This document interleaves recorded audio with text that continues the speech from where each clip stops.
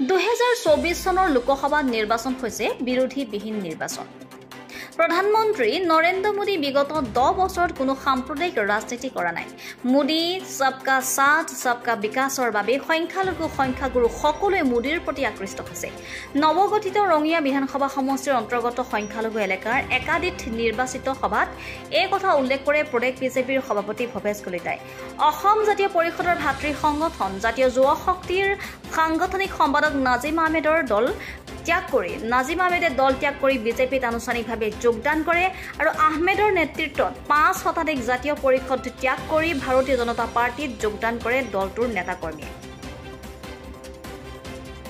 দেশৰ সন্মানীয় প্ৰধানমন্ত্ৰী ডাঙৰীয়াই যোৱা 10টা বছৰত কোনো সম্প্ৰদায় হিচাপে তেওঁ ৰাজনীতি কৰা নাই। তেওঁ সেৱা কৰিছে সবকা সাথ সবকা বিকাশ, সবকা বিশ্বাস সবকা প্ৰয়াস।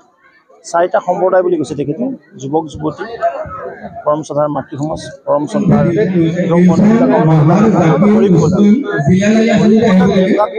যিখিনি সুবিধা পাইছে মোদী ডাঙৰীয়াই যিদৰে দেশখনক আগুৱাই লৈ গৈছে, নিশ্চিতভাৱে সংখ্যালঘু সংখ্যাগুৰু সকলো আকৃষ্ট। আৰু সেই নিমিত্তে এই যি নিৰ্বাচন হৈছে বিৰোধীবিহীন নিৰ্বাচন আৰু মুখ্যমন্ত্ৰী ডাঙৰীয়াই অসমখনত যিদৰে আগুৱাই লৈ গৈছে,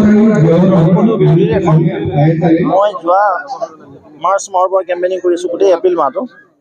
আগৰ কথা মই নকওঁ, ক'তো এখন মই কংগ্ৰেছৰ সভা বা অপজিশ্যনৰ সভাই দেখা নাপালোঁ।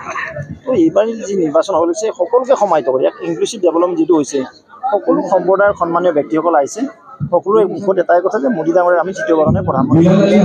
কংগ্ৰেছৰ বিপৰীতে বিপিএফৰ 2 এখন বিপিএফটো নন বিটিচিত একোৱেই নাই। হাগ্ৰামা মহিলা বিটিচিত থাকে, তেওঁ মাজত থাকে। তেওঁ একাধিক কথা মোনাগুচি বাহনা জাতিৰ কথা কি কৈছে, ইয়াৰ কথা আমিহে জানিম। কি কৈছে দিলীপ শইকীয়া ৰাতি ৰাতি কান্দি থাকে, তেওঁ কেনেকৈ গম পায়? তেওঁ দিলীপ শইকীয়াৰ ঘৰত গৈ থাকে জানিব নাজানো। তেওঁ কৈছে 2,17,000 কোন আজিকালি ডাঙৰ হাল নব হ'লে বস্তু জ্বালাই থৈ দিছে, গম পায়? আমাৰো এখন আছিলে, আমি বস্তু ধুনীয়াকৈ থৈ দিছোঁ। আজি ট্ৰেক্টৰে হাল বায়, গম নাপায়? ইতিমধ্যে কংগ্ৰেছৰ ভূপেন বৰাই কৈছে প্ৰথম মুংগেলালকে স্বপ্না বিগ জিৰ'। কংগ্ৰেছে এটা ডাঙৰ শূন্য পাবলৈ গৈছে এইবেলি লোকসভা নিৰ্বাচন অসমত। মই বাৰ বাৰ কৈ আছোঁ আৰু সেইটো চাই তাইহে গম পাব। সাংসদ না, তেওঁ ৰঙিয়াৰ সাংসদ নহয়, আপুনি জানে।